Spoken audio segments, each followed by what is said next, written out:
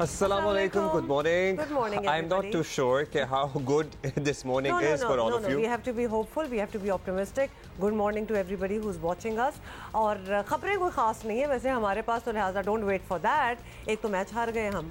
दूसरा, पेट्रोल की कीमत में चोरी छुपे रात के अंधेरे में जिस तरह चोर आते हैं ना, दीवार फलांगते हैं, उस तरह से इजाफा कर दिया गया। इससे पहले जब 8 पैसे की कमी की गई थी ना, ऑलमोस्ट 8 पैसे थे, पता नहीं 80 पैसे थे, जो भी थे, खैर इतनी नॉमिनल थी, इतनी ना होने के बराबर थी कि उसकी फिगर भी ना याद रखना बेहतर है। तो उस पे लोगों ने अजीब मजाक बनाया हुआ था, भाई ये 8 पैसे जोड़ जोड़ के मैं पता नहीं क्या कर लूंगा। अब देखिए हमारे सबके साथ मजाक हो गया ना, इसलिए कहते हैं कि मिफ्ता साहब को ना छेड़ा करें, वो किसी भी दिन ऑफेंड होकर कीमत बढ़ा देते हैं। तो बहुत बुरी तरह ऑफेंड हो गए और कीमत बढ़ गई है। लेकिन बात ये है कि ये मजाक इसको ना करें। मजाक वो होता है जिसके एंड में हंसी आए। ये वो मजाक है जिसमें रोना आ रहा है, तो ये मजाक नहीं है। पता है क्या, अब हमारी वो वाली कंडीशन आ गई है कि हम रो रो के बेहाल हो गए हैं और अब हमें अपनी हालत जार पर हंसी आ रही है, क्योंकि हम और आप क्या कर सकते हैं। ठीक है जी, एक ओवरऑल अब मौशी हालात पूरी दुनिया के ही मुतासर हैं। अभी हम ब्राज़ीली वज़ीर आज़म का या पता नहीं सदर का बरतानिया में पेट्रोल पंप से वो विजुअल भी देख रहे थे, जिसपे वो हैरान थे कि पता नहीं पाकिस्तानी रुपये में कन्वर्ट करें तो ऑलमोस्ट 450 पौने 500 फी लीटर मिल रहा है। लेकिन सर वहाँ NHS है, हमारे पास तो नहीं है ना ऐसी सहूलतें। तो हमारे पास बहुत सहूलतें नहीं है, लेकिन माशाल्लाह जब दुनिया में कोई महंगाई का होता है तो हम फौरन लाइन में खड़े हो जाते हैं कि पहले तो हम महंगा करें ना सब कुछ। तो वो हो गया। और जिस तरह कि अब्दुल्ला ने कहा है, महंगी बिजली और लोड शेडिंग से परेशान अवाम पेट्रोल सस्ते होने की आस पर सोई ही थी कि वजारत ख़जाना की जानिब से पेट्रोल की कीमत में इजाफे ने अवाम की सुबह जो है उसका आगाज ही खराब कर दिया। और हमारे साथ भी एग्जैक्टली यही हुआ है। सो वी आर जस्ट अच्छा, मैं पता है क्या, मैं इस रोज के मरने से तंग आ चुका हूँ। एक दफा बता दें कितनी PDL है, मतलब 30 रुपए आपने IMF के मुआहदे के हिसाब से लगाने हैं ना, पेट्रोलियम डेवलपमेंट लेवी, वो लगा देना कि एक दफा इस टॉर्चर से तो निकले। हाँ भाई, इसके बाद नहीं बढ़ना। वैसे I am sorry but just imagine कि एक दिन उठे तो 30 रुपए नहीं, 30 रुपए में काफी हद तक हम वो माइलस्टोन अचीव भी कर चुके हैं। अब जरा बता दें कि कितना रह गया है वो माइलस्टोन अचीव करना, ताकि हम एक दफा ही ये जहर का घूंट पी लें। 1 लीटर पेट्रोल जो है उसकी कीमत में 1 रुपया 45 पैसे का इजाफा कर दिया गया है। 1 रुपया 45 पैसे का इजाफा है, जिसको 2 रुपए भी पूरा कर ही सकते थे। बट एनीवे, पेट्रोल की नई कीमत है 237 रुपए 43 पैसे फी लीटर, 273 रुपीज 43 पैसे पर लीटर ये मुकर्रर की गई है आज। तो अब कल क्या होगा उसका कुछ कहा नहीं जा सकता। डीजल की कीमत में कोई रद्द-ओ-बदल नहीं है, मिट्टी के तेल की कीमत में इजाफा हुआ है। मैं ये सोच रहा हूँ कि मियाँ साहब आपको पता है ना, मीटिंग छोड़कर चले गए थे, नाराज हो गए थे। सो इस मरतबा या तो शहबाज शरीफ और मिफ्ता इस्माइल का कम से कम नंबर ब्लॉक करना तो बनता ही है। मतलब पिछली दफा वो मीटिंग छोड़कर उठ के चले गए थे नाराज होकर, मियां नवाज शरीफ साहब, जब ये सारी आपको पता है महंगाई और पेट्रोल की कीमतें डिस्कस हो रही थी। तो इस मरतबा सर आप क्या करेंगे? आप नंबर ब्लॉक करेंगे, मिलने से इनकार कर देंगे, कुछ दिन के लिए नाराज हो जाएंगे, क्या करेंगे?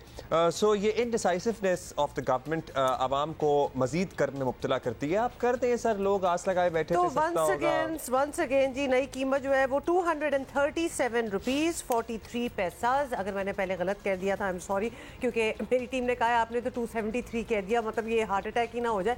237। हाँ। तो ये है। अच्छा, कल मैंने 8 बजे पेट्रोल डलवाया और मुझे नहीं पता था, किसी के भी वहमो गुमान में नहीं था। नहीं, मुझे नहीं पता था, 236 रुपए 50 पैसे पे मुझे मतलब अब पैसों का हिसाब भी हमें याद है। आप देखिए कि किन हालात से आम आदमी गुजर रहा है, कि पैसों का हिसाब भी हमें याद है कि कितने रुपए फी लीटर हमने पेट्रोल डलवाया है। को पता था नहीं, वैसे कल मैंने नहीं, मुझे ऐसा लग रहा है कि आपने हमारे से ये इंफॉर्मेशन न्यूज़ शेयर नहीं की, and you did it, otherwise you could have told me और मैं भी डलवा लेती। आप 1.5 रुपए बचा के आप क्या करती? नहीं, तो आपने तो बचा लिए ना। हाँ, आप तो क्या करेंगे? टॉफी लेंगे? ये एक रुपया बचाना जो है ना, आपको पता है कि इस वक्त बड़ा इम्पोर्टेंट है। और रुपया बचाने से याद आया, वो मिफ्ता साहब की जो बड़ी मशहूर है ना कैंडी बच्चों की, क्या है वो, कोकोमो, मतलब उसमें तादाद भी 5 से 3 हो गई है। हाँ, वो तो बिल्कुल, वो तो थैला ही है, बस थैले के पैसे दे रहे हैं, अंदर खाने को कुछ नहीं होता उसमें। खैर एनीवे जी, ये सिचुएशन आपके सामने बता दिया है हमने, और हम यही करते होते हैं। आपको पता है हमारा तो तरीका भी है कि पहली खबर ही वो दे दो जो कि बहुत ही टेंशन वाली, और निकालो get it out of the way. अभी हमने मैच की बात करनी है। नहीं, वो तो हमने आते ही बता दिया था कि मैच तो हम हार चुके हैं, और उसमें नो सरप्राइजेस, क्योंकि वो तो सारे देख ही रहे थे। और वैसे अब हमें कितनी उम्मीदें रखनी चाहिए रखनी चाहिए for the coming world cup. मेरा ख्याल है कि ठीक है, पैंटी लग रही है, हम भी जरा हल्के आए ना, हम भी बहुत ही ऊपर से आते हैं, हम भी अपने आप को एज अ कॉम हम कह रहे हैं क्रिकेट में हम भी बहुत ऊपर से आते हैं, हम जरा अब आराम से बैठ जाए। I have a different take. I think कि अभी तैयारी कर रहे हैं वर्ल्ड कप की, डिफरेंट कॉम्बिनेशंस जो है ट्राई कर रहे हैं। ये एग्जैक्टली वही चीजें हैं जो हम सजेस्ट करते रहते हैं। If they are doing it now and it is not working out तो ठीक है, अगली बार कुछ और ट्राई कर लो। मतलब इतना दिल बर्दाश्त ना हो, अभी there is a lot of cricket left and I am sure we will do well. लेकिन एट द सेम टाइम हम कराची के क्राउड का शुक्रिया भी अदा करना चाहेंगे। बड़ा ही जबरदस्त। हम ऑब्वियसली इंग्लिश टीम का तो शुक्रिया अदा करते ही रहे हैं कि वो आए हैं 17 साल बाद पाकिस्तान में, एक बेहतर लेवल की, एक ज़बरदस्त लेवल की, एक A+ कैटेगरी की टीम आई है, उसने यहाँ पे हमारे ग्राउंड्स में रौनक लगाई है। So thank you English cricket board. Eight the same time हम कराची के आवाम का शुक्रिया अदा करना चाहेंगे कि at some stage at the match पूरा स्टेडियम बिल्कुल भरा हुआ महसूस हो रहा था and the crowd was charged stadium तो डेफिनेटली भरा हुआ था। और पीसीबी ने एक्नॉलेज भी किया इस बात को कि it is sold out show. जब स्टार्ट ही हुआ तो सारों ने वो अपनी मोबाइल टॉर्चेस जो थी वो ऑन की हुई थी, मतलब एक माहौल जो था ना बन गया था, वो बना हुआ था and it was very nice. And you know what I loved is कि बेशक चलो एंड में तो पता चल ही गया था कि हम हार रहे हैं, बल्कि बीच में ही पता चल गया था, बट पीपल स्टिल स्टेड। वरना हमने कुछ पड़ोसी मुल्कों में देखा है कि जब लगता है उनको कि उनका मुल्क जो है वो हारना स्टार्ट हो गया तो स्टेडियम खाली हो जाते हैं, बट ऐसा कुछ नहीं हुआ। So it was very good and very encouraging for the visiting team. आगे जाके हम बात करेंगे, एलेक्स हेल्स भी वापस फॉर्म में आ गई, जिसको फॉर्म में लाना होता है पाकिस्तान भेज देते हैं आप लोगों से और वो फॉर्म में आ भी जाते हैं। लेकिन इन आवर डिफेंस बिल्कुल वही किया गया जो कि हम एक्सपेक्ट भी करते, हम सजेस्ट कर रहे थे। भाई शान मसूद को हमने बैठ के यहाँ सजेस्ट नहीं किया था कि उसको ट्राई करें, तो उसको ले आए। मतलब हैदर अली को इन्होंने लाए, उस्मान कादिर को चांस दिया, लगा दी, उस्मान कादिर को चांस दिया। हैदर अली मतलब जिस पे बड़ी तवक्कुआत थी, तकिया किए बैठे थे, वो भी कुछ खास कारकर्दगी नहीं दिखा सके। फिर शान ने एक बड़ा इंपॉर्टेंट कैच छोड़ा एक्चुअली, वो भी बड़ा क्रूशियल था। वैसे हम सारे मैच की बातें क्यों कर रहे हैं? Shadab was not there surprisingly, you know. हम सुबह हम ये बात कर रहे थे, ये वो कैच है बाय द वे जो कि ना कैच, मेरा ख्याल है अब ये मैच वाला मामला ना निकाल ही दिया, अब शुरू कर ही दी है बात। और ये वो कैच है जो कि ना कैच हुआ और उसके बाद हम कैच आउट हो गए, हम कैच आउट हो गए। दूसरी बात ये है कि literally I was surprised to see Rizwan. I wonder कि शादाब नहीं थे क्या, इंजरी की वजह से नहीं थे, वैसे ही उन्होंने रेस्ट लिया हुआ था। ये तो हम अंदर की खबरें ज़रा जानने की कोशिश करेंगे, बट हम एक्सपेक्ट कर रहे थे, कल भी आपको याद है हम एक्सपेक्ट कर रहे थे कि मोहम्मद हारिस होंगे रिजवान की जगह। एग्जैक्टली, बिल्कुल यही मैं कहने लगी थी कि कल तो हमने ये बात की थी कि रिजवान नहीं होंगे। सो जब प्लेइंग 11 वो सारी तस्वीर मैच से पहले चली तो उसमें रिजवान थे and I was also a little you know wondering कि ये क्या हुआ है। अब जरा वापस बैक टू आवर घर की परेशानियां, आटे दाल चीनी के भाव, और इसका बहुत कुछ असर आपको पता ही है। ये जो कीमतें बढ़ती हैं पेट्रोल की, इसका हमारे घरेलू बजट पर पड़ता है असर। साथ ही साथ डॉलर जब बढ़ता है और रुपए की कदर घटती है तो उसका भी डायरेक्ट असर पड़ता है हमारी ज़िंदगी पर। IMF की किस्त आ गई, सऊदी अरब ने अपनी जो पेमेंट थी, वो जो डॉलर्स वाला मामला था, उसको 1 साल के लिए एक्सटेंड कर दिया। क्यों कोई फर्क नहीं पड़ रहा है हमारी रुपए की कदर पे? इसी पे जरा हम जानना चाहेंगे, पूछेंगे भी कि क्या मसला है। यही सब कुछ मतलब कि डॉलर को स्टेबल करने का सारा डायरेक्ट लिंक विद IMF के साथ था। और सब कुछ जब हो भी जाता है तो डॉलर देखें फिर भी कहाँ जा रहा है। जितना कम हुआ था ना पिछले कुछ हफ्तों में, मसाइल के भंवर में फंसी है हमारी मईशत और हम भी साथ उसके फंस कर रह गए। वर्ल्ड पूल जो है ना वो घूम रहे हैं हम साथ साथ। हालिया दिनों में कुछ हौसला अफजा खबरें मिली, लेकिन सबसे पहले तो आपको बता दें लेटेस्ट बाय द वे जो डेवलपमेंट हुई, रूसी सदर पुतिन और वज़ीर आज़म शहबाज शरीफ की मुलाकात में बड़ा ब्रेक थ्रू हुआ जो एक्चुअल इस मुलाकात में हुआ था। दोनों पिछले वज़ीर आज़म और इस वज़ीर आज़म की प्रेस रिलीज मुलाकात की जो रशियन प्रेसिडेंसी की तरफ से जारी की गई है उसमें देख लें कि क्या फ़र्क था और क्या क्या चीज़ें इस दफ़ा एक्चुअल डिस्कस हुई थी जो पिछली दफ़ा सिर्फ हवा पे की जा रही थी। प्रेस रिलीज सामने आई, बड़ी गैर मामूली सी थी। रूस पाकिस्तान को सस्ता तेल और गैस फराहम करने के लिए तैयार है। इससे पहले सऊदी अरब ने भी पाकिस्तान के लिए $3 अरब डिपॉजिट्स की मयाद में 1 साल की तौसीह कर दी। इसके अलावा वज़ीर आज़म शहबाज शरीफ की वर्ल्ड बैंक और IMF के चीफ से भी आज मुलाकात तय है, जिसमें सैलाबी सूरत हाल के बायस कर्जों के बोझ में नरमी का इम्कान जाहिर किया जा रहा है। ये तमाम खबरें मुश्किलात में घिरी मईशत के लिए यकीनन अच्छा शुगून तो है, लेकिन साथ ऑफ कोर्स हमने लेकिन डालना होता है ना। तो लेकिन दूसरी तरफ हम देख रहे हैं कि डॉलर किसी सूरत काबू में नहीं आ रहा, जिससे हमने बात का आगाज किया था। रोजाना की बुनियाद पर डॉलर की ऊंची उड़ान जो है वो जारी है। ओपन मार्केट में डॉलर का भाव इस वक्त एज वी स्पीक 245 245 रुपए 40 पैसे है।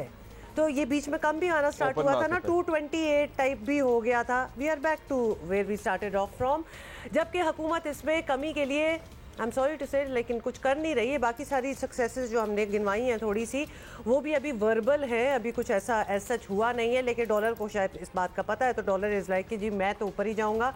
और ये बात जो है वो भी जहन में रहे कि अगर रुपए की कदर जो है वो ना बढ़ाई गई तो आलमी सतह पर जो फ़वाइद पाकिस्तान को मिल सकते हैं वो मेरा ख्याल है बेअसर ही रहेंगे। उनका कोई खास हम बेअसर है। हुकूमत को डॉलर के पर काटने के हवाले से कोई पॉलिसी बनाना पड़ेगी। 245 रुपए 40 पैसे ओपन मार्केट का रेट है डॉलर का, ये कल का है। अभी तो 9:30 बजे ऑलमोस्ट मार्केट खुलेगी तो पता लगेगा आज क्या कहर ढाता है ये तमाम सिलसिला। लेकिन अभी हम वज़ीर ममलिकत बराए ख़जाना डॉक्टर आयशा गौस से बात करेंगे और उनसे समझने की कोशिश करेंगे कि What is wrong and why aren't these things stabilizing? बहुत शुक्रिया डॉक्टर साहिबा। डॉक्टर साहिबा, रूस की जानिब से बड़ी ज़बरदस्त प्रेस रिलीज़ भी हमने देखी, पाकिस्तान को सस्ते निर्खों पर तेल की पेशकश की इत्तलात हैं। अगर ऐसा हो जाए तो पाकिस्तान के लिए सर्टनली फ़ायदा है।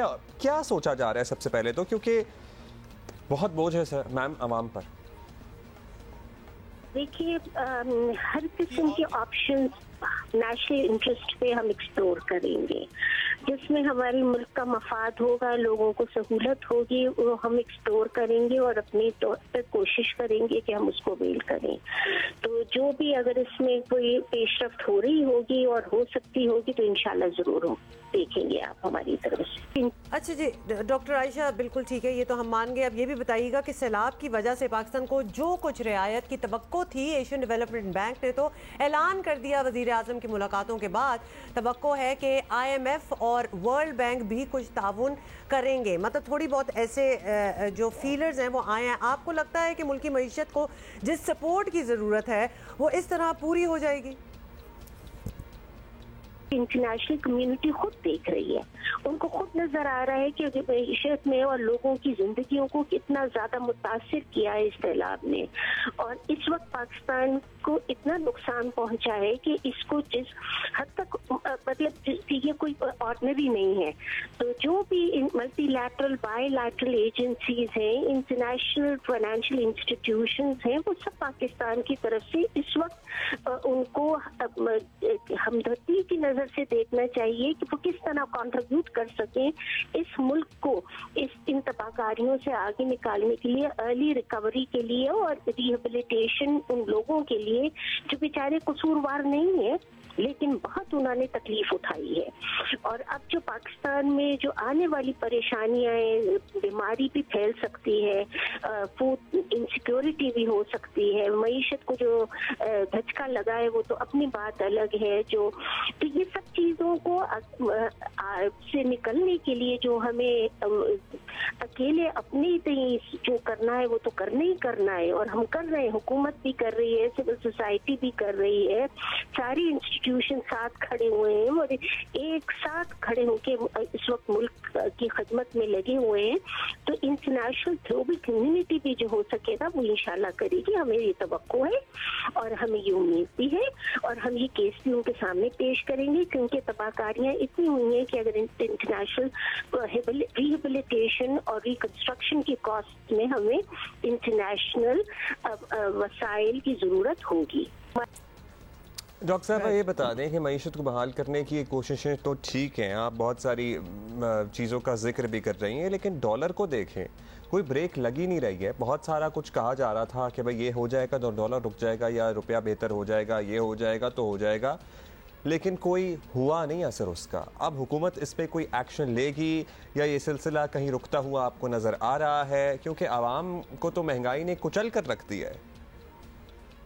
हमारी जो तंगी है और जो परेशानी हमारे पास ये सैलाब की वजह से भी आ गई, सारी जो सप्लाई चेन है वो डिस्टर्ब हो गई और शॉर्टेजेस हो गई हैं, जिसकी वजह से प्राइसेस और कीमतें ऊपर जा रही हैं। हुकूमत इस पे नजर रख रही है और जो हो सकता है उससे करने की कोशिश कर रही है, वो कर रही है। अब देखिए, पिछले दिनों आप देखेंगे कि टमाटर और प्याज की कीमतें बिल्कुल तेजी से आसमान से बातें करने लगी थी, इसलिए शॉर्टेज हो गई थी। हमने उसको इम्पोर्ट किया जल्दी से अपने पड़ोसी ममालिक से, और वो शॉर्टेज को कम करने के बाद अब कीमतें जो कंट्रोल में आ गई हैं, नीचे हो गई हैं। तो हम जो जो चीज़ है डिटेल में इस पे नजर रखे हुए हैं। ये सूबाई गवर्नमेंट्स का भी काम है, वो भी कर रही है, फेडरल गवर्नमेंट अपने तौर पे भी कर रही है। हालात मुश्किल है, मुश्किल से काबू में आ रहे हैं, लेकिन हम अपने तौर पे कोशिश जरूर कर रहे हैं और इंशाल्लाह हमारी कोशिशें जारी रहेंगी। सैलाब की वजह से जो तबाहकारियां आई हैं उसकी वजह से भी बहुत बड़ा धचका पहुंचा है हर चीज को। ये जो डॉलर की आप बात कर रही हैं, ये भी असल में जो इंटरनेशनली अब इंपोर्ट करने पड़ रही हैं, जो हमें गंदम ज़्यादा इंपोर्ट करनी पड़ेगी, आम खाने पीने की अशिया इंपोर्ट करनी पड़ेंगी, कपास को इतना बड़ा नुकसान पहुंचा है वो इंपोर्ट करनी पड़ेगी। ये सब मार्केट देख रही है और रिएक्ट कर रही है उसके लिए, तो इसलिए ये चीज़ें हमें अफेक्ट कर रही हैं और डॉलर की मुनासिबत से रुपए की कदर गिर रही है। तो हम जो हो रहा है वो इस बारे में कर रहे हैं। इंशाल्लाह आप देखेंगे कि हम अपने तौर पे आगे बढ़ रहे हैं और चीज़ें कंट्रोल में आएंगी इंशाल्लाह। बहुत शुक्रिया आपका। और हम आपकी सारी बात सुन भी ली है और समझ भी ली है, लेकिन हम उम्मीद ही कर सकते हैं कि कुछ हालात बेहतर होंगे, बिकॉज हर चीज़ आप समझ लें, लेकिन जो आम इंसान है ना, उसको बस at the end of the day कुछ आसानी, कुछ रिलीफ चाहिए।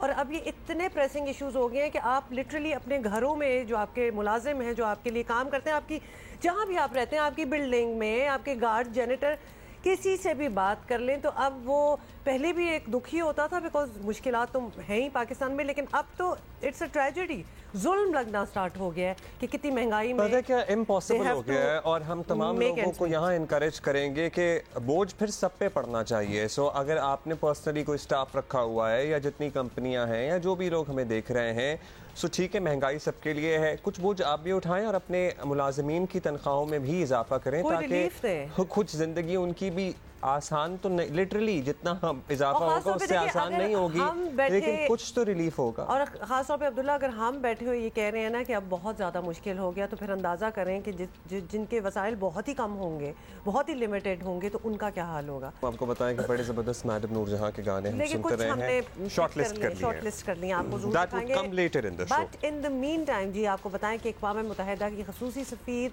और हॉलीवुड की मेगा स्टार एंजेलिना जोली गुज़िश्ता रोज़ पाकिस्तान पहुंची हैं ताकि वो सैलाब से मुतासरा लोगों से बराह रास्त बात और उनकी मदद भी कर सकें। इंसान दोस्त हॉलीवुड अदाकारा एंजेलिना जोली ने दौरे के पहले दिन सिंध में दादू के पानी में घिरे इलाकों का फ़िज़ाई जायज़ा लिया और फिर कश्ती के ज़रिए भी मुतासरा इलाकों में गईं। एंजेलिना जोली के मज़ीद 2 रोज़ पाकिस्तान में क़याम का इम्कान भी है और इससे पहले भी बाय द वे वो आती रही हैं। हाँ, पहले भी बाय द वे आती रही हैं और उनकी 7 स्टार दावतें पिछली दफ़ा हुई थी, तो वो इस दफ़ा ना करें ताकि उनको ये एहसास हो कि हुक्मरान तो हमारे अमीर हैं और आवाम गरीब हैं। बिल्कुल, और वो इस बात से खैर जो तो कोई भी हो जाता है, लेकिन शी पॉइंटेड आउट के जो हालात थे मुल्क के तो वो कुछ और थे और जो दावतें हो रही थी वो कुछ और बता रही थी।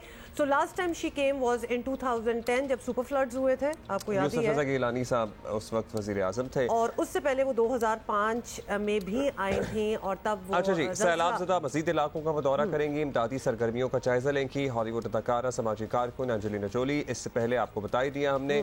सो इस मरतबा प्लीज़ बड़ा देखभाल कर उनकी, सर्टली वो हमारी मेहमान है, उनका हमने ख्याल भी रखना है, उनकी खातिर मदारत भी करनी है, लेकिन मुल्क के मौशी हालात इस बात की इजाज़त नहीं देते कि दावतें की जाए और एहतमाम हो बहुत ज़्यादा। अच्छा, इंटरेस्टिंग बात यह है कि आपने देखा है कि पहले एक टर्किश स्टार्स भी आए हुए थे, जैसे ये फ्लड्स का और इतना बुरा सिचुएशन है वो देख के काफ़ी दुनिया आ भी रही है ताकि एक अटेंशन जो है वो ड्रॉ किया जाए। अब एंजेलिना जोली से और भी 2-4 लोग आए हैं और हमारी अपनी हदीका के आनी भी बहुत सी जगहों पे गई हैं, हम आपसे उनकी मुलाकात भी कराते रहते हैं।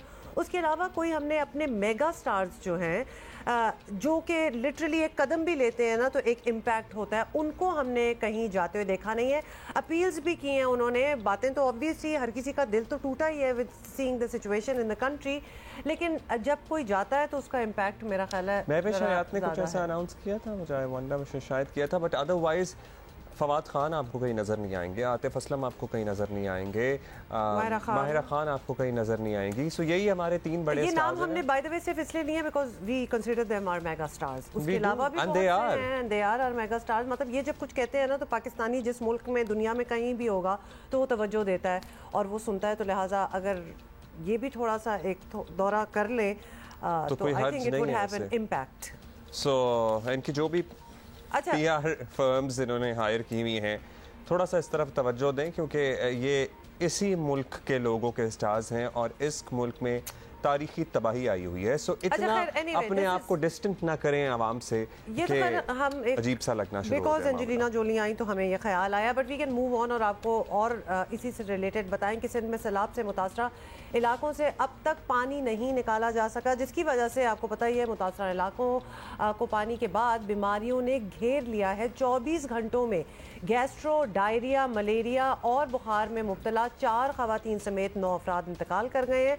ये रोज़ कोई फिगर जो है ना ये हम आपको बताते हैं एवरी सिंगल डे इन वजूहात की वजह से कोई ना कोई तो जान की बाजी हार रहा है और चंद रोज़ में बीमारियों से मरने वालों की तादाद अब हो चुकी है 17। और सिर्फ दादू और जो आसपास की हुदूद है इसमें 5 लाख सैलाब मुतासरीन खुले आसमान तले बैठे राशन और दीगर बुनियादी अशिया के मुंतजर हैं, जबकि इमदाद की गैर मुनसिफाना तकसीम की शिकायत भी आम है। हुक्काम को एक और सानहे से बचना है तो मुतासरीन की इमदाद के साथ साथ बीमारियों से बचाव की भी यकीनी सूरत हाल बनाने के लिए इक़दामात उठाने होंगे। अच्छा जी, अब हम आपको अगेन जिस तरह हम करते होते हैं कि बिल्कुल डायरेक्ट फ्रॉम द सोर्स क्या हालात हैं वो आपको दिखाना और बताना बहुत ज़रूरी है। तो अभी आज हमें ज्वाइन करें राजा रियाज अहमद रासिक गुजरात से। जी, गुज़श्ता 1.5 माह से जो बारिशों का सिलसिला था वो अब ख़त्म हो चुका है, लेकिन इसके बावजूद भी गुजरात शहर के महलों और गलियों में इसी तरह पानी मौजूद है जिस तरह आपको मेरे पीछे नज़र आ रहा है। मैं इस वक्त अंजम कॉलोनी के बैक साइड में खड़ा हूँ, यहाँ पे लोगों के घर डूबे हुए हैं और 2-2 फुट तक पानी मौजूद है। यहाँ पे डेंगू की अफजाइश भी हो रही है, लेकिन इस वक्त मेट्रोपॉलिटन कॉरपोरेशन ने इन लोगों के मसाइल हल करने की बजाय, इस पानी को निकालने की बजाय अभी तक इनको किसी ने देखा तक नहीं है और ये लोग अपने अपने घरों से बाहर बैठे होते हैं। और अक्सर यहाँ पे लोगों का कहना है जी कि उन्हें मच्छर की वजह से बुखार, डायरिया और डेंगू का जो वो हो रहा है और इस सिलसिले में हुकूमत ने अभी तक इस कोई ऐसा इकदाम नहीं किया जिससे इन लोगों की सेहत के लिए बेहतर साबित हो और वो पानी ख़त्म हो और अपने घरों को जा सकें। जी यहाँ जो सूरत हाल राजा हमें बता रहे थे कि ज़्यादा ख़राब सैलाब नहीं आए, लेकिन बारिशें इतनी हुई हैं और मतलब अगर कई 100 गुना ज़्यादा बारिश हो जाएगी और जिस इलाके में आपको पता है इस तरह से मतलब लोग एक्सपेक्ट ही नहीं करते और ना वहाँ पे उस तरह की तामीरात होती हैं, ना सिस्टम्स होते हैं, तो मुश्किलात तो होंगी। एक और जगह जाते हैं, थरपारकर में हमारा इंतज़ार कर रहे हैं इजाज़त।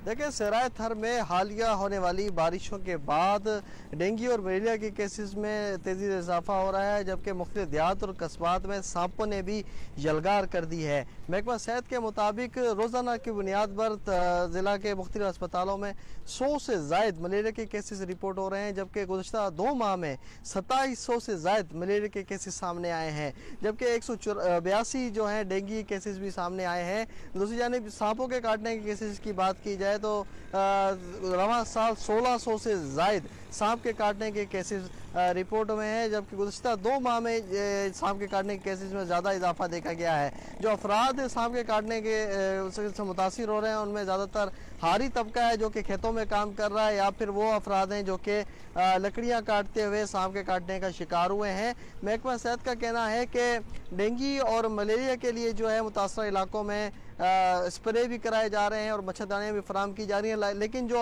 अस्पताल हैं वहाँ पे सूरत हाल ये है कि वहाँ पे मरीज़ों को जो वार्ड्स हैं डेंगू और मलेरिया के, वहाँ पे मच्छरदानी के बगैर रखा जा रहा है। तो ये भी एक खदशा है कि जो डेंगू और मलेरिया है वो एहतियात ना करने से मज़ीद फैल सकता है। जो सांप के काटने के केसेस हैं उनकी जो वैक्सीन है वो भी दूर दराज के जो अस्पताल है वहाँ भी उसकी फराहमी भी यकीनी बनाए, जबकि माहिरीन सेहत का कहना है कि जो थरीबाजी हैं वो अपने तई भी एहतियात करें और ऐसी जगह पर जाने से गुरेज करें जहाँ पे सांप के होने का इम्कान मौजूद होता है, ताकि ऐसे वाक़यात की रोकथाम में मदद मिल सके।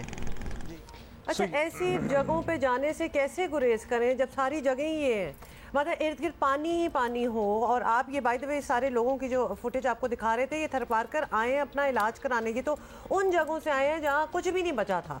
सो दे हैव ट्रेवल्ड हेयर, ना कपड़े हैं ना जूते हैं, कुछ हाथ पैर मार रहे हैं, कोई लकड़ी जमा कर लो, कुछ कर लो, they have to do something. और अब उन जगहों पे अगर सांप भी आ गए हैं तो क्या करें? ये ट्रेजेडी पे ट्रेजेडी मजीद होती है। बुखार और इन अद्वियात की बात कर रहे हैं कि इनकी सप्लाई यकीनी बनाई जाए। वहाँ पे हम ये भी कहेंगे सांप के काटने के बहुत ज़्यादा केसेस रिपोर्ट हो रहे हैं सैलाब मुतासरा इलाकों में, एंड मेक श्योर कि वो तमाम ज़रूरियात जो आपको पता है, बिकॉज मुताद्दिद सांप ऐसे होते हैं ना जो अगर नहीं ट्रीट किया जाए तो इंसान की जान जा सकती है।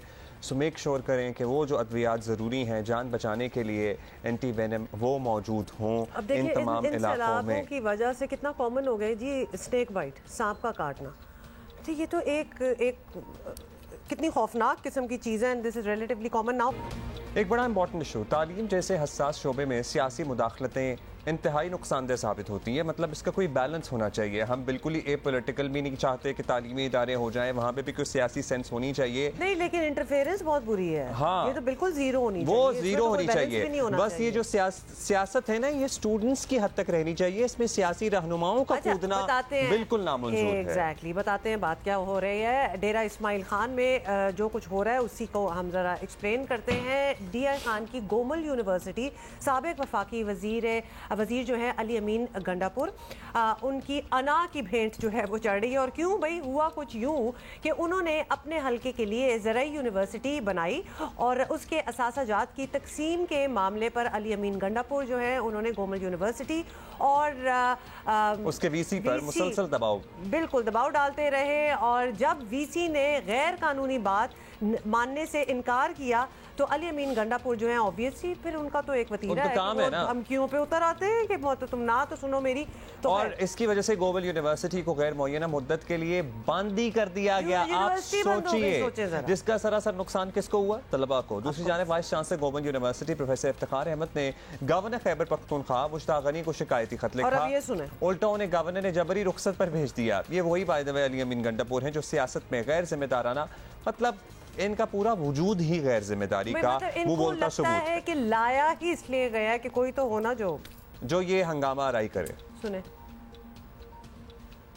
जरदारी, सिंध के डाकू, हमारी नस्ल तो खत्म हो चुकी है क्योंकि तेरा जो जानशीन है उसका नाम है बिल्लो रानी।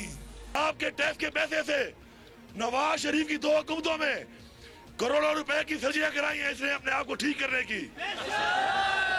ये खूबसूरती भी आपके पैसों की है। चीज ऊपर नीचे होती है, उसमें वो जिनको फायदा हो रहा है वो भी हमारे ही भाई हैं। आलू सस्ते हो गए थे, कितना बड़ा नुकसान हुआ आलू में किसानों को उसका। अगर इससे कोई महंगाई से चीज को फायदा हो रहा है, टमाटर किसका टमाटर है?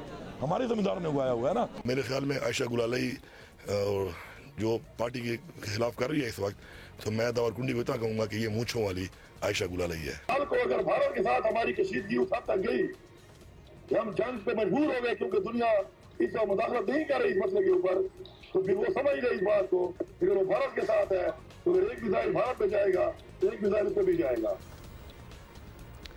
No comments on that. हम बाय द वे आपसे माजरत भी कर लें साथ साथ कि हमें ये सब आपको सुनाना पड़ा, although this is not something that you want to listen to ever करेंगे ना, तो फिर हमें उसके कमेंट पे माजरत करनी पड़ जाएगी, इसलिए कुछ नहीं बोलते। एग्जैक्टली। सो अब इनकी गैर जिम्मेदारी का मुतासिर हो रही है, निशाना बन रही है एक दर्स का। हसास मामलात में ऐसी दखल अंदाजी किसी के मफाद में नहीं है। ये मामला एग्जैक्टली क्या है, हम इसकी और डिटेल में जानना चाहेंगे। सईदुल्लाह मरवत हमारे स्पेशल कॉरेस्पॉन्डेंट हैं, उन्हें हमें ज्वाइन किया, बहुत शुक्रिया सईद। सईदुल्लाह बताइएगा, आप गोमल यूनिवर्सिटी का पूरा मामला एग्जैक्टली कब शुरू हुआ? अगर ज़रा मुख्तसरन हमारे देखने वालों को who want to get a sense of it कि what is this about? 1974 में इसका संगे बुनियाद रखा था उस वक्त के वज़ीर आज़म जुल्फ़िकार अली भुट्टो ने।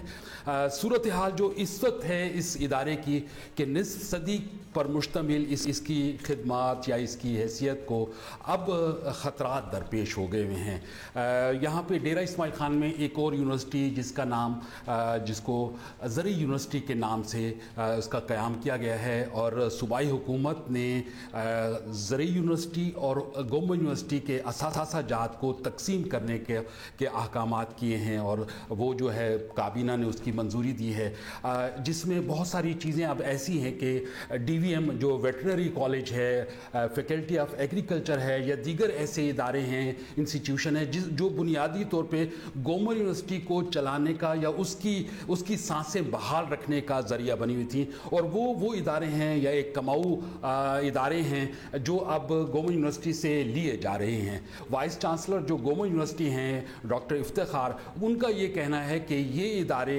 ये गवर्नमेंट यूनिवर्सिटी के ये जो एसेट्स हैं इससे गवर्नमेंट यूनिवर्सिटी को बहुत बड़ा नुकसान पहुंचेगा और ये सेनेट और सिंडिकेट जो है उसके फैसले हैं, मैं उसको रद्द नहीं कर सकता हूं और उसके बरखिलाफ नहीं जा सकता हूं। जबकि पेशावर से सूबाई हुकूमत और गवर्नर हाउस इन इदारों को या वो अपने अहकामात या वहाँ से जो सिफारिशात हैं उस पर अमल दरामद का हुक्म दे रही है और वाइस चांसलर उससे इनहराफ कर रहे हैं कि मेरे इख्तियारात से ये बाहर है। अच्छा, असल तो अली अमीन गंडापुर को एजुकेशन सेक्टर में या कोई यूनिवर्सिटी अगर वो कर रहे हैं, आपका क्या लेना देना तालीम वैसे भी उनका तालीम से क्या लेना देना? क्या आपका ताल्लुक है? उधर आप जाए क्यों रहे हैं जो गली आपने कभी देखी ही नहीं? खैर एनीवे, हमारे कॉरेस्पॉन्डेंट से आपसे बल्कि सईदुल्लाह मरवत एक और सवाल ये है कि डेफिनेटली नज़र आ रहा है कि वाइस चांसलर के साथ जो सलूक हो रहा है वो सिर्फ सियासी बुनियादों पर ही है, तो इस पर स्टूडेंट्स और टीचर्स ने कोई एतराज़ नहीं उठाया? अब ये यकीनन सियासी मामलात भी हैं और बद इंतज़ामी उससे ज़्यादा नज़र आती है कि दूसरी दफ़ा जबरी रुखसत पर भेजना मसला ये है कि मसले को हल नहीं किया जा रहा, उसको फिर लिंगर ऑन किया जा रहा है। अगर वाइस चांसलर गलत कर रहे हैं तो उनकी गलती साबित की जाए कि जी आप इस बुनियाद पे गलत हैं, आप फिर बात उसको नहीं एड्रेस किया जा रहा, मामले को ख़त्म नहीं किया जा रहा। मामला तो उसी तरह से है कि वाइस चांसलर डॉक्टर इफ्तिखार इस जबरी रुखसत के खिलाफ फिर हाई कोर्ट जाएंगे और वहाँ से दूसरी मरतबा फिर बहाल होके आ गए तो फिर मामला वहीं का वहीं रुका हुआ होगा। तो कहने से मुराद ये है कि सियासी के साथ साथ ये बद इंतज़ामी का मामला भी है कि मामले को ख़त्म किया जाए, बिठाया जाए और उस पर जब वाइस चांसलर गवर्नमेंट यूनिवर्सिटी ये कह रही हैं कि जी मैं अब सिंडिकेट और सेनेट के जो सिफारिशात हैं उसके बरखिलाफ नहीं जा सकता हूँ, तो इस बात को लिया जाए या इस जो कदगन है इसको ख़त्म किया जाए। मामला डीआई खान के हज़ारों तलबा का है, गालिबन यहाँ पे 5,500 6,000 स्टूडेंट पढ़ते हैं और साथ में ये वाहिद अब यहाँ का एक इदारा है जहाँ पे गैर मुल्की तालिब इल्म भी हैं। यहाँ के जो डिपार्टमेंट फार्मेसी डिपार्टमेंट है वो पूरे पाकिस्तान में उसकी अहमियत है, दीगर ममालिक से यहाँ पे स्टूडेंट आते हैं। तो कहने का मकसद ये है कि अगर सूरत हाल बहुत गंभीर है इसमें कोई शक नहीं और मामला जो है वो सियासी के साथ साथ बद इंतज़ामी पर भी नज़र आती है उसकी भी। बहुत शुक्रिया सईदुल्लाह मरवत, आपने अच्छी तरह समझा भी दिया कि एक्चुअली वहाँ हो क्या रहा है। तो ये टोटल पॉलिटिकल इंटरफेरेंस है जो कि हमने पहले भी देखी है कि पाकिस्तान में यूनिवर्सिटीज़ तालीमी इदारों में हो जाती होती है, लेकिन this day and age why हम तवक्को करते हैं कि इमरान खान साहब, वैसे तो आप जियो नहीं देखते होंगे आई एम प्रीटी श्योर, क्योंकि जो भी आप पे कंस्ट्रक्टिव क्रिटिसिज्म करता है आप उसको इग्नोर करके आगे बढ़ जाते हैं। सो बट अदरवाइज़ अगर आपके टीम मेंबर्स में से कोई जियो न्यूज़ देखता है तो प्लीज़ हम यहाँ पे सिर्फ आपकी जो और आपकी क्या तमाम लोगों की हमने गुज़श्ता घंटे में बल्कि गुज़श्ता आधा घंटा हुकूमत और उसकी नाअहली पे भी लगाया है। सो जो फैसले लिए जा रहे हैं खैर उनकी बात उन्हीं से होगी। तो हम आपसे कहेंगे कि आप प्लीज़ ज़रा इस मामले को नोटिस लें और तलबा को ना सफ़र होने दें। उम्मीद है कि ये होगी। That was an interesting one. और ना सिर्फ पाकिस्तान बल्कि दुनिया भर में एक साथ 13 अक्टूबर को ये फिल्म रिलीज़ की जा रही है और ये एक बेंचमार्क होगी इंशाअल्लाह। वैसे कामयाबी तो देने वाला अल्लाह है लेकिन मेहनत पूरी है और अल्लाह ताला मेहनत का हमेशा सिला देता है। और इसमें पाकिस्तान का जितना क्रीम टैलेंट था ना सब इकट्ठा करके एक ऐसी प्रोडक्ट बना के दिखाने की कोशिश की गई है जो पाकिस्तान को इंटरनेशनल प्लेटफॉर्म, इंटरनेशनल सिनेमा पे एक मुनफरिद मकाम देगी। मतलब ये सारी हमारी उम्मीद है, because the best of the best went into the making of this movie. तो इसको असूली तौर पे बहुत अच्छा होना चाहिए। It looks very promising and we are all hoping कि ये ज़बरदस्त फिल्म हो, because we need a good film. वो हमारे पास बहुत से अदाकार वगैरह भी आते हैं और हम उनसे भी पूछते हैं कि भाई कोई स्टोरी हटके तुम लोग कर लिया और करो, पता कहते है हैं स्टोरियाँ ही आती हैं तो हम क्या करें। Now this is something different और इसकी एक लेगेसी भी है, तो इसमें there is a lot to look forward. और ये जो लुक की आप बात कर रही हैं ना, तो इसकी तो लुक ही ऐसी है कि इसको बड़ी स्क्रीन पे ही देखा जाएगा। जैसे संजय लीला भंसाली की फिल्में होती हैं ना, वो होती ही बिग स्क्रीन के लिए, बनती ही बिग स्क्रीन के लिए हैं। सो ये भी फिल्म वैसी ही है जो मतलब ये है ही कि आप सिनेमैटिक एक्सपीरियंस लें इस फिल्म का।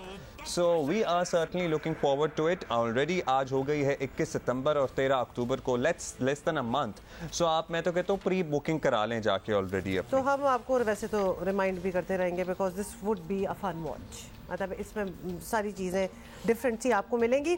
ओके, अब पहला मैच हम हार गए हैं, लेकिन क्रिकेट की जीत हुई है और जबरदस्त माहौल कल कराची में शायकीन ने लगाया हुआ था, जमाया हुआ था। Top marks to them. सारा good turn out Karachiites, we are very very proud of you.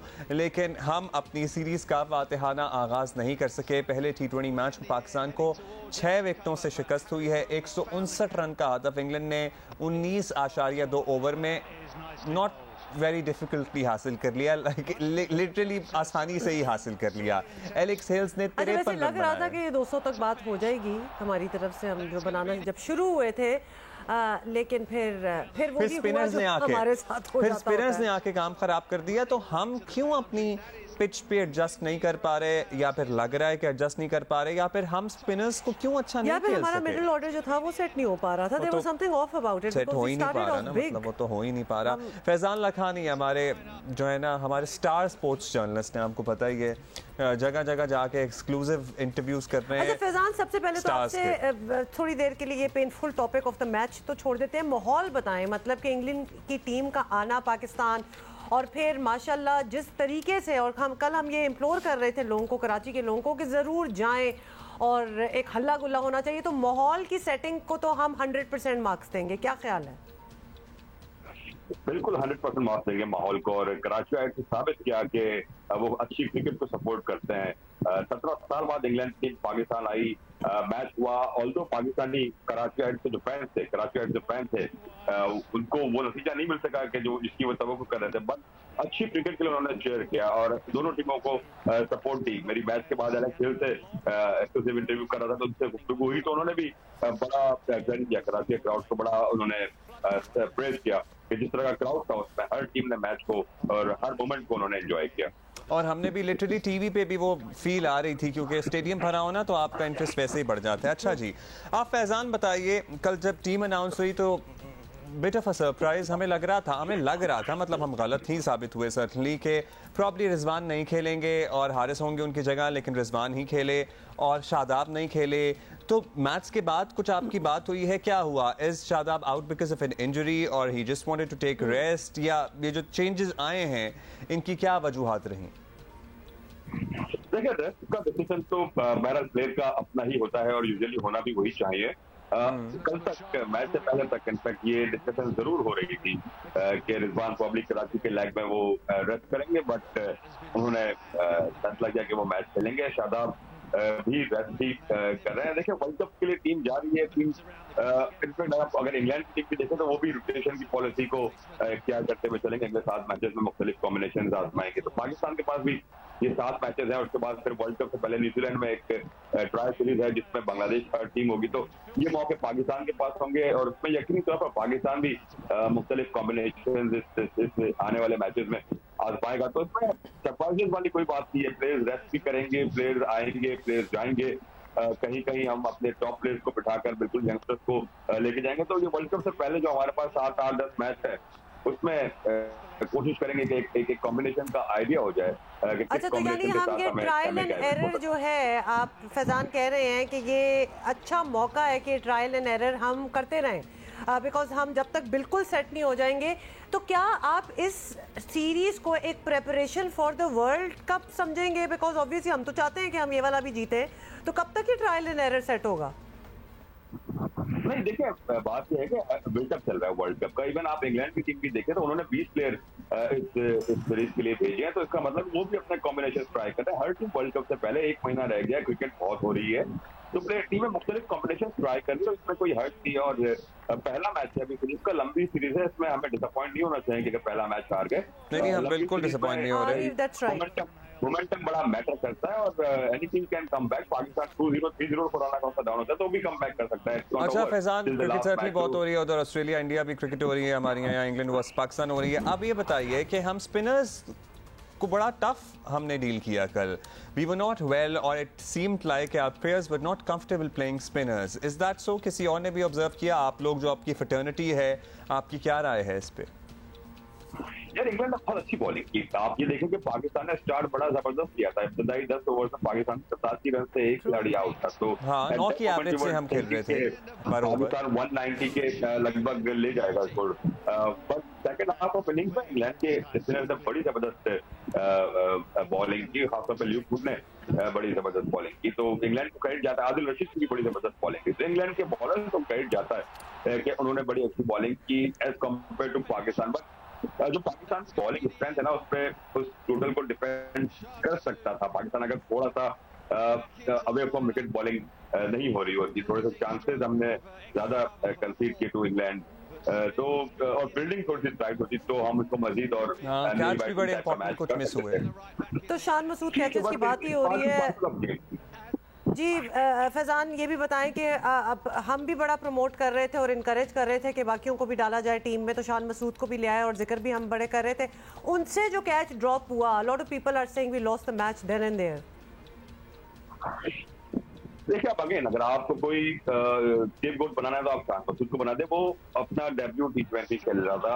और सेकंडली आप ये चीज आपने जैसा खुद कही कि हर कोई शान मसूद की बात कर रहा था, आप भी कर रहे थे, मैं भी कर रहा था, फॉर्मर प्लेयर्स भी कर रहे थे, फैंस भी कर रहे थे, हर कोई शान मसूद की बात कर रहा था, उसको टीम में शामिल कर लिया। जब इस सिचुएशन के साथ भी एक प्लेयर टीम में आता है तो उसके ऊपर डेफिनेटली एक ये प्रेशर एडेड होता है, चाहते हैं ना चाहते हुए उसके जहन में ये बात होती है कि यार हर किसी की नजरें मुझ पर है, क्योंकि हर कोई मेरी सपोर्ट कर रहा था, तो मुझ पर उस सपोर्ट को प्रेशर तो है के लिए भी मुझ पर एक प्रेशर आ जाता है। तो वो प्लेयर जितना उस प्लेयर से ये कह ले कि मुझ पर प्रेशर नहीं है, उस पर उसके कहीं ना कहीं जहन में वहम गुमान में ये बात होती है कि हर किसी ने उसकी सपोर्ट की थी, अब उसको जस्टिफाई करना है।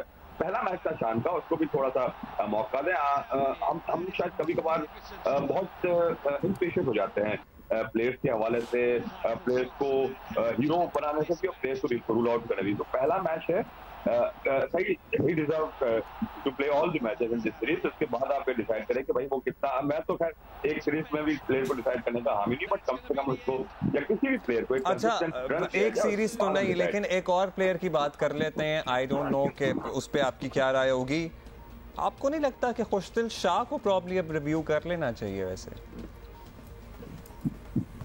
किसको लाए हैं उसकी जगह? हम ये बड़े आराम से कह देते हैं कि इसको हटा दो, इसको हटा दो, बट बात ये है कि उस पोजीशन पे, उस पावर हिटिंग की पोजीशन पे आप किसको खिला सकते हैं? हमारे पास एक आसिफ अली है, एक खुशदिल शाह है, ये दो जिनको आप कह सकते हैं कि जो पावर हिटिंग कर सकते हैं। तीसरे आजम खान है, आजम खान के पास मौका था कि वो डोमेस्टिक T20 खेलते, डोमेस्टिक T20 वो कैरिबियन प्रीमियर लीग को उन्होंने प्रेफर किया। तो हमें देखिए प्लेयर की रिप्लेसमेंट होती है लाइफ फॉर लाइफ। अब आप किसी टॉप ऑर्डर की जगह मिडिल ऑर्डर के प्लेयर को एज रिप्लेसमेंट नहीं लगते जब तक आपके पास कपलिंग के बहुत ज्यादा ऑप्शन मौजूद हो। इसी तरह आप पावर हिटर की जगह पे आप कोई एंकर टाइप का प्लेयर बैटर नहीं लेकर आ सकते। तो हमें ये देखना है कि पावर हिटिंग में हमारे पास कितने ऑप्शन है। चले फिर हम दुआ करते हैं, I hope he performs. Faizan कल का बता दें, क्योंकि अब हमें टेंशन ऑब्वियसली ये तो निकल गया, अब कल दूसरा मैच है और कोई चेंजेस आप एक्सपेक्ट कर रहे हैं? पिच से यूज्ड टू हो गए होंगे प्लेयर्स अब तक। देखिए आज पाकिस्तान टीम का ऑप्शनल ट्रेनिंग सेशन है, उसके बाद डिसाइड करेंगे they want to make some changes और नॉट। बट अगेन पहला मैच है, जिसका मैंने कहा कि 7 मैचेस की सीरीज है, इसमें अप्स एंड डाउन होंगे। तभी सीरीज में ऐसा नहीं होता कि जितना अर्ली मोमेंटम ले लिया उसने सीरीज जीती, जिसमें कंसिस्टेंटली आपको एक तसलसल के साथ अपना मोमेंटम जारी रखना पड़ता है। तो अब हमारी होम ग्राउंड है, हमारी होम एडवांटेज है। ऑल्दो पहली बार इंग्लैंड या कोई भी टीम कराची में पाकिस्तान से T20 इंटरनेशनल जीती, तो यहाँ एक और फैक्ट भी है कि जब पाकिस्तान को कराची में पहली मरतबा टेस्ट कराने वाली टीम इंग्लैंड थी 2000 में, और पहली मरतबा कराची में पाकिस्तान को T20 हराने वाली टीम भी इंग्लैंड हो गई। तो इंग्लैंड अपनी रवायत भी बहरहाल बरकरार रखी, बट पाकिस्तान को आप कतई आप इस वक्त ये नहीं कह सकते कि टीम के हाथ से निकल गई सीरीज। 7 मैचेस में कहीं भी कमबैक कर सकती है, और आई होप के गलतियों से सबक सीखेंगे ये लड़के और फैजान अगली दफा आप इंटरव्यूज के लिए जाएं, एक्सक्लूसिव जो आप कर रहे हैं, तो आपने हमारे लिए अलग से इंटरव्यू करना है और वो छुपा के रखना है, वो हम सिर्फ हम ही एयर करेंगे वो, ठीक है? प्लेयर्स इंशाल्लाह आपके स्टूडियो में मौजूद होंगे बहुत जल्द। सुनना हम यही चाहते थे Faizan, thank you so much, और आपसे जरूर बात करेंगे जल्दी।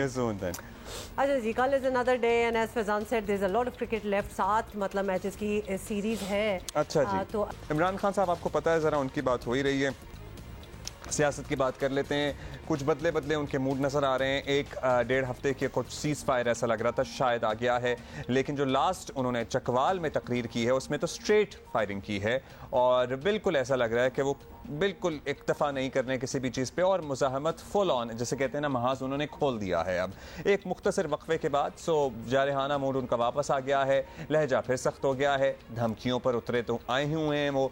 इस बार उनका गुस्सा सिर्फ मुखालिफिन के लिए नहीं है, इत्तलात मिल रही हैं कि उनकी पार्टी अंदरूनी इख्तलाफात का भी शिकार हो गई है। इससे पहले आपको पता ही है, हमने रिपोर्ट किया था आपको, और उसकी तरदीद नहीं हुई कि वो अंदर अपने पार्टी रहनुमाओं पर गुस्सा हुए हैं। उनको लग रहा है कि एस्टैब्लिशमेंट से लोग मेरे साथ, तो सर जब मतलब वहाँ से चुनिंदा हीरे आपको लाकर दिए जा रहे थे, तो उस वक्त आपको एहसास नहीं हुआ कि ये किसके सगे होंगे? But coming straying with the facts, आपको बताएं कि कोर कमेटी की मीटिंग में भी उस पर शिकायतें जो थी वो हुई, और इमरान खान ने भी सबको डांट पिलाई और वाजे कर दिया कि उन्हें कोई बाईपास ना करे। और आपको ये भी याद दिला दें कि 2 रोज़ पहले PTI पंजाब की पार्लिमानी पार्टी का जो इजलास हुआ वो भी किसी से ढका छुपा नहीं है। इजलास में 26 अरकान जो थे वो गैर हाजिर थे, मतलब खान साहब की पार्टी का इजलास हो रहा है, उसमें 26 लोग आए ही नहीं, और जो अरकान आए उन्होंने परवेज़ इलाही की परफॉर्मेंस पर खुलकर सवाल उठाए और इमरान खान के सामने शिकायतों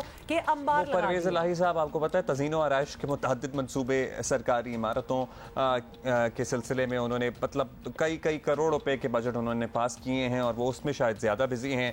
पंजाब के मुंतखब अरकान का नाराज़गी का इजहार PTI के लिए परेशान कुन है। बहरहाल खान साहब की सवारी यानी वज़ीर आला KP का हेलीकॉप्टर, वो भी उनसे छिनने का खतरा है, क्योंकि इलेक्शन कमीशन ने तसलसल के साथ सरकारी हेलीकॉप्टर इस्तेमाल करने पर इमरान खान और वज़ीर आला KP को नोटिस जारी। वैसे इस सिलसिले में कानून साजी नहीं हुई है, कल कोई खैबर पख्तूनख्वा असेंबली में मेरा ख्याल है हुई है कि किराए पर दिया जा सकता है, कुछ ऐसा बात ये है कि हाँ कुछ ऐसा हो गया है। सो ये मेरा ख्याल है कि अब ये खतरा टल गया है।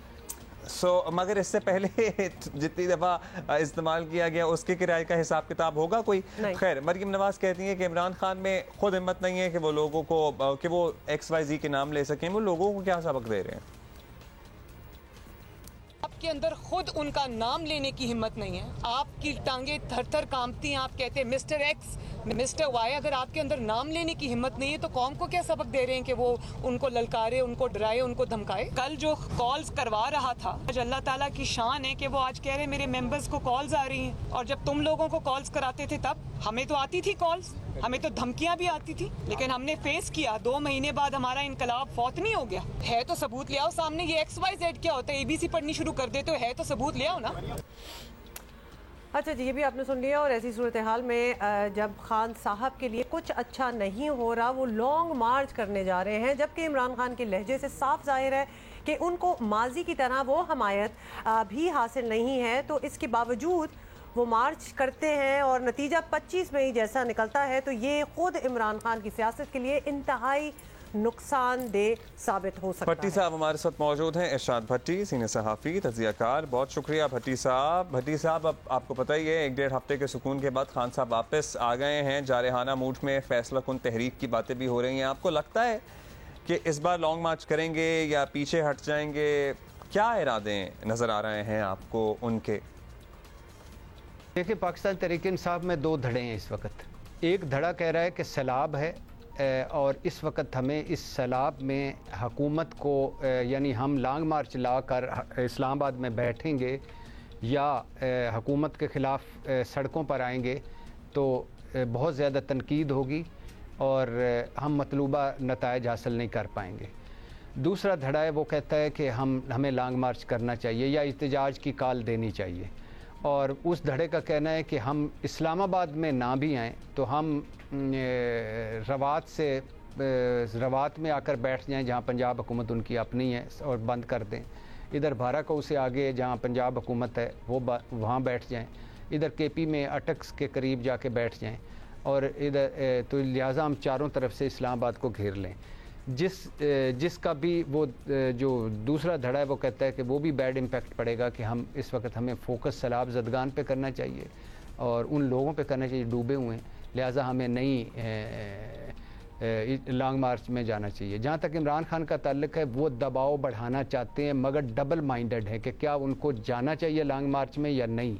अभी तक इसका फैसला नहीं हुआ और अभी तक इस वक्त तक, कल का कोई पता नहीं, इस वक्त तक लगता ऐसे है कि इमरान खान साहब लॉन्ग मार्च करेंगे ज़रूर मगर थोड़ा सा डिले के साथ। ये प्रेशर टैक्टिक्स है जो अभी वो बढ़ा रहे हैं प्रेशर। अच्छा भट्टी साहब, इतलात हैं कि इमरान खान अपने पार्टी के कुछ लोगों से भी नाराज़ हैं जो उनकी पीठ पीछे मुलाकातें कर रहे हैं और किसी डील की कोशिश में हैं और ऐसे नाफरमानों की मॉनिटरिंग के लिए शिरीन मज़ारी को लगा दिया गया है। तो क्या खान साहब जो हैं वो इतना डर रहे हैं कि इस किस्म का कुछ हो रहा है? क्योंकि उनको भी तो ये पता ही है कि पीटीआई उन्हीं की वजह से है और अगर वो ना हो तो पार्टी ना हो। बिल्कुल भी नहीं डरना चाहिए इमरान खान को और इसमें कोई शक नहीं। हम पसंद करें जमहूरियत को जब सामने रखते हैं तो उसमें इसको पसंद नहीं किया जाता कि एक शख्स है उसी का ही नाम सारा कुछ पार्टी है। बाहर के मुल्कों में, जहाँ महज़ब मुल्कों में जहाँ जमहूरियत है वहाँ लोग आते जाते रहते हैं, पार्टियाँ मौजूद रहती हैं, मंशूर मौजूद रहता है, उनका नज़रिया मौजूद रहता है। लेकिन चूँकि हमारे यहाँ शख्सियत परस्ती है, मतलब कि बिलावल भुट्टो साहब और जरदारी साहब को पीपल्स पार्टी से निकाल दें तो मुझे समझ नहीं आती पीपल्स पार्टी कहाँ खड़ी होगी। हाउस ऑफ शरीफ को मुस्लिम लीग से निकाल दें तो मुझे नहीं पता कि मुस्लिम लीग कहाँ खड़ी होगी। और मुस्लिम लीग नून मतलब मुस्लिम लीग नवाज शरीफ का मतलब है मुस्लिम लीग। तो इसी तरह इमरान खान साहब, तहरीक इंसाफ का दूसरा नाम इमरान खान है। जहाँ तक है कि वो जो अंदर हैं पार्टी में, उस पर फैसल वावडा ने बड़ा क्लियर बहुत पहले से वो बात कर रहे हैं कि चार का टोला, आस्तीन के सांप। जो इमरान खान साहब जो वज़ीर आज़म थे उस वक्त भी वो वज़ीर आज़म बनने की ख्वाहिश में थे कि जब मसाइल ख़राब होते थे कि इनको हटा के हमारा चांस लग जाए। और अब वो पार्टी के बकौल फैसल साहब के पार्टी और पंजाब और मुख्तलिफ उहदों पर उनकी नज़र हैं। तो वो इमरान खान साहब को और बकौल फैसल वाडा साहब वो लड़ा रहे हैं इमरान खान साहब को, पीछे वो हैं। तो वो तो मौजूद है लेकिन डरना बिल्कुल नहीं चाहिए। इमरान खान है तो तहरीक इंसाफ है इस वक्त तक और तहरीक इंसाफ का दूसरा नाम इमरान खान है। अच्छा भट्टी साहब, लास्टली ये बताइएगा, वैसे शिरी मज़ारी में सोच रहा था कि उन्हें टास्क दिया तो मुझे वो तो लिटरली एक डंडा लेके सबके पीछे भागेंगी, उनके घर के बाहर खड़ी होंगी। अच्छा ये बताएं कि पार्टी के अंदर आपको पता है कुछ मसाइल की इमरान खान साहब ने खुद निशानदही की कि लोग उन्हें बाईपास कर रहे हैं, फिर सूबाई हुकूमतें डिलीवर नहीं कर पा रही हैं, सैलाब ज़दगान आपको पता ही है हम सब के सामने हैं, वहाँ उनमें तो सियासत की कोई सकत है नहीं, इदारे दबाव में आ नहीं रहे हैं। तो अवामी एहतजाज के ज़रिए ही आपको लगता है कि इमरान खान इलेक्शन की डेट हासिल करने में कामयाब हो सकते हैं? एक तो ये आपने एंगल दिया, ये जो 3-4 पॉइंट्स हैं, इसका एक दूसरा एंगल है। 1/3 पाकिस्तान सैलाब में डूबा हो, इस हुकूमत की 5 महीने की 75 साल तारीख़ में इससे 5 महीने इतनी बदतरीन परफॉर्मेंस ना हो, यानी इतनी बदतरीन परफॉर्मेंस भी हो और डॉलर आसमान पर हो, स्टॉक एक्सचेंज ज़मीन पे हो, मईशत डूबी हुई हो, कर्ज़ों का बोझ सर पे हो और हुकूमत का कोई रोड मैप और विज़न भी ना लगता हो और आपस में भी लड़ाइयाँ हों इनकी, तो उसके बावजूद भी मुझे नहीं लगता कि अभी इलेक्शन होंगे। उसकी वजह यह है कि एक तो पीडीएम नहीं चाहेगी कि इस बदतरीन परफॉर्मेंस और गवर्नेंस के बाद वो इलेक्शन में जाए, दूसरा सैलाब है। तीसरी बात यह है कि ये हुकूमत जो इमरान खान साहब की भी मेरे ख्याल से तमाम फ्रस्ट्रेशन और गम और गुस्सा वही एक तकर्री है और इस हुकूमत की भी वही है। तो ये हुकूमत पहले नवंबर की तकर्री करेगी, उसके बाद मेरा ख्याल है पंजाब हुकूमत लेगी, उसके बाद नवाज शरीफ साहब की वापसी होगी, उसके बाद इनकी ख्वाहिश होगी कि नवाज शरीफ साहब की केस और नाइल ख़त्म किए जाएँ, उसके बाद इनकी ख्वाहिश होगी कि इमरान खान को नाइल करवाया जाए, उसके बाद इनकी ख्वाहिश होगी इमरान खान को जेल भिजवाया जाए, उसके बाद इनकी ख्वाहिश होगी तहरीक इंसाफ को तोड़ा जाए, उसके बाद इनकी ख्वाहिश होगी कि थोड़ी सी अपनी परफॉर्मेंस और कारकर्दगी बेहतर की जाए और फिर इलेक्शन में जाया जाए। या लंदन में जो नवाज शरीफ शहबाज शरीफ साहब की मीटिंग है उसमें भी इसी वजह से कहा गया है कि हम आखिर तक जाएंगे, क्योंकि इस वक्त इन हालात में जो भी जाएगा इमरान खान उनको हरा और रूह के फारग कर देगा। अच्छा जी, बहुत शुक्रिया आपका भट्टी साहब। लेट्स सी क्या होता है। बहुत सारी पेशगोइयाँ आपने भी कर दी हैं, उसमें से कितनी ठीक होती हैं कितनी नहीं है तो वक्त बता देगा। लेकिन एनवायरनमेंट बिल्कुल ठीक नहीं है for any talk of early election either, मतलब सोच भी कैसे कोई सकता है वैसे। अच्छा, वैसे ये जो मुमकिन लॉन्ग मार्च या एहतजाजी कॉल की बात कर रहे हैं जिसका भट्टी साहब का ख्याल है कि शायद वो अभी ना हो, डिले हो जाए, क्योंकि तहरीक इंसाफ में दो राय पाई जाती हैं इस सिलसिले में। इस्लामाबाद में ऑन द अदर हैंड कुछ कंटेनर्स वगैरह नए जगह जगह नजर आना शुरू हो गए हैं प्रीएम्प्टिवली, डी चौक के अतराफ में भी। सो ग्रीन बेल्ट्स पे आपको पता है जब रखना शुरू हो जाए, और रात को ही ये मूवमेंट शुरू हो गई थी। फिर इत्तलात ये भी हैं कि तैयारियां तो वहाँ शुरू हो गई हैं किसी भी मामले से निपटने के लिए। दिखा रहे हैं ये कल रात के मनाजिर हैं और कुछ तैयारियां तो डेफिनेटली हो ही। ये डी चौक के मनाजिर हैं, खारदार तारे वगैरह भी लगा दी गई हैं। इसमें बदतरीन सैलाब के नतीजे में मुतासरा इलाकों के अंदर वबाई अमराज फूट पड़े हैं, तशवीशनाक सूरत हाल है। बहुत से फलाही इदारे सरगर्म हैं इसमें। हम कितनों से ही आपका इंट्रोडक्शन करा चुके हैं जहां आप अपनी मदद भेज सकते हैं, दवाइयों की सूरत में, पैसों की सूरत में, और किसी आपको पता ही है किसी तारुफ का मोहताज नहीं है। आगा खान यूनिवर्सिटी अस्पताल AKU फ्लड रिस्पॉन्स फोर्स भी एक कायम की गई है जो सैलाब मुतासर इलाकों में लोगों की मदद कर रही है। किस तरह से और आगे का क्या इरादा है, head AKU flood response force doctor Adil Haidar हमारे साथ मौजूद हैं। डॉक्टर आदिल, बहुत बहुत शुक्रिया, आपने हमारे लिए टाइम निकाला है। This is definitely a busy time for you, we can imagine. सबसे पहले तो हम हर किसी से पूछते हैं कि ये नौयत जो आपको नज़र आ रही है ऑफ द इफेक्टीज़ और क्या क्या उनकी मेडिकल इश्यूज़ हैं, कंडीशंस हैं, डेंगी, गैस्ट्रो, ये सारा कुछ तो हम सुन रहे हैं, but of course you I am sure have some numbers as well, तो प्लीज़ हमारे साथ शेयर कीजिए ये information. Assalamu alaikum, Ms. Huma and Abdullah Saab, thank you so much for having me on your show this morning. देखिए दुनिया में क्या कुछ हो रहा है, अभी आप इतनी चीज़ों पे बात कर रहे थे, but thank for not forgetting about this incredible catastrophe.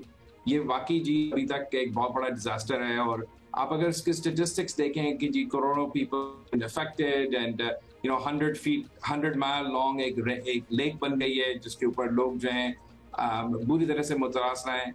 And I will give you some statistics, मगर उससे पहले मैं आपको एक थोड़ा सा वाकया बताना चाहता हूँ। अभी इस वीकेंड पे हम अपने फ्लड रिलीफ कैंप के साथ गए हुए थे, और इस मरतबा चूँकि 2 हफ्ते हो रहे हैं, हम जो दवाइयाँ वगैरह के साथ हम कुछ खिलौने भी ले बच्चों को, और हम वो खिलौने बांट रहे थे बच्चों को। एक बहुत प्यारी सी बच्ची 8 साल की होगी और बहुत खूबसूरत सी बच्ची थी वो। उसको जब हमने खिलौना दिया ना, वो थोड़ी देर बाद वापस आ गई, और आज ये मेरे साथ एक डॉक्टर थी who happens to be a woman, और उन्होंने उसको आके कहा कि आपके पास क्या मेकअप है, मुझे मेकअप चाहिए। पॉइंट मैं ये बताना चाह रहा हूँ आपको कि आप इतने करोड़ों के बारे में सुन रहे हैं, but each one of them is a single individual. हर आदमी की, हर बच्चे की ख्वाहिशें, और ये सारी बिल्कुल डूब गई। Just so dramatic. अगर आप वहां जाके देखें, हम जितने भी नंबर्स आपको बताए ना, none of them really are going to impress you as much as कि कितनी बड़ी ये कैटास्ट्रफी है। क्या हम देख रहे हैं इस वक्त ये देख रहे हैं कि as flood waters begin to recede, तो जैसे आपने कहा डेंगी, मलेरिया, ये चीज़ें बहुत एकदम से सामने आ रही। जो ज़रूरत है हमको इस वक्त है कि we need to continue working with the government and other, ये जितनी फलाइद हम सब मिलके काम कर रहे हैं to provide medical care, to provide public health, clean water, ये सब चीज़ों की बहुत सर। इस सिलसिले में अब आगा खान फ्लड रिस्पॉन्स फोर्स क्या कर रही है? आप लोगों ने मेडिकल कैंप्स लगाए क्योंकि डेंगू, मलेरिया, गैस्ट्रो, सांप के काटने के इतने केसेस हैं। सो आप लोग क्या मेडिकल कैंप्स लगाते हैं जगह जगह जाके? कहाँ लगा चुके हैं? आगे का क्या इरादा है? जी देखिए, हमने अभी तक 204 मेडिकल कैंप्स लगाए हैं। तो हम क्या करते हैं कि हम एक टेंट लेते हैं, उसमें 2 डॉक्टर, 2 नर्स और बहुत सारी दवाइयाँ, तो इस तरह से हमने 234 कैंप्स लगाए। Wonderful, और that's a huge number. आज जो है हम हर कैंप में 300-400 थे, और आज अभी थोड़ी देर पहले मैं आपको ये न्यूज़ देना चाहता हूँ कि हमने 100,000 पेशेंट्स का नंबर जो है क्रॉस किया। सोचें क्या हाल है कि हमने 100,000 पेशेंट्स जो है वो इसमें क्रॉस किया है। इसमें हमने 120 मिलियन रुपए की दवाएं जो हैं डिस्ट्रीब्यूट किया है। हमें बहुत सपोर्ट किया है bill and Melinda Gates foundation ने, जिन्होंने काफ़ी ये कैंप्स जो है उन्होंने सपोर्ट किए इनके फंड्स को। इसके अलावा हमने जो है तकरीबन 23,000 वुमेन यानी कि रिप्रोडक्टिव एज वुमेन जो हैं हमने उनको ट्रीट किया है। बिलो एज 5 के तकरीबन 20,000 बच्चों को ट्रीट किया है। तो ये हज़ारों लोग हैं, बेसिकली लाख लोग तो हमने ट्रीट कर लिए। और ये जिनको काफ़ी ज़्यादा ज़रूरत है, ये जो स्नेक बाइट्स हैं ये भी हैं, मगर जो जनरल हेल्थ केयर है उनकी वो बिल्कुल तबाह हो गई है ना। तो अब जैसे ये फ्लड वापस भी जाएंगे, we need to support the government। Doctor साहब ये भी बताइएगा कि ये सारी कंसंट्रेशन किस इलाके में थी, ये क्या एरिया है? बिकॉज हमें ये तो पता है कि ये डेविस्टेशन तो पूरे ही मुल्क में ही ऑलमोस्ट फैली हुई है, और आगे के आपके क्या प्लान्स हैं, इरादे, ये कब तक आपने जारी रखना है, इसके हवाले से भी कुछ बताइए।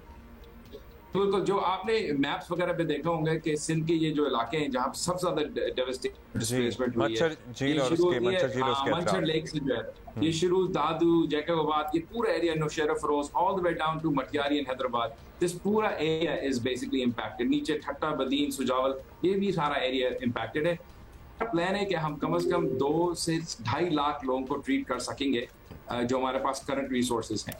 हमने USAID, WHO, Swiss red cross, इन सब के साथ भी कुछ और प्रपोजल्स दिए हैं, और वो प्रपोजल्स अगर कामयाब होते हैं तो हम और भी लोगों का कर सकेंगे इंशाल्लाह ताला। जी प्लीज 3 चीजें बताइए। 3 चीजें आपको बताना चाहता हूँ।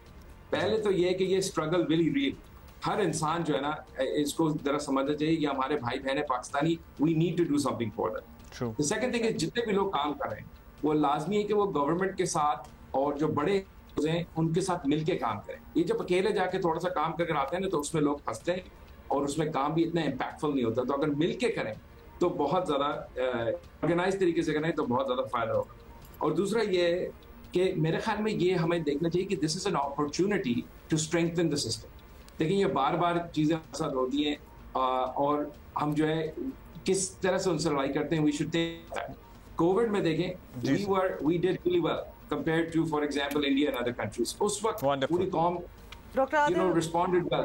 तो इसी तरह से Adil, we are short on time but बहुत ज़बरदस्त आप काम कर रहे हैं। Best of luck to you, ये करते रहें। डॉक्टर आदिल हैदर हमारे साथ है। साथ साथ आपको बता दें कि आज वर्ल्ड पीस डे भी है, इस पे ज़रा कॉन्सेंट्रेट करें। Will see you tomorrow.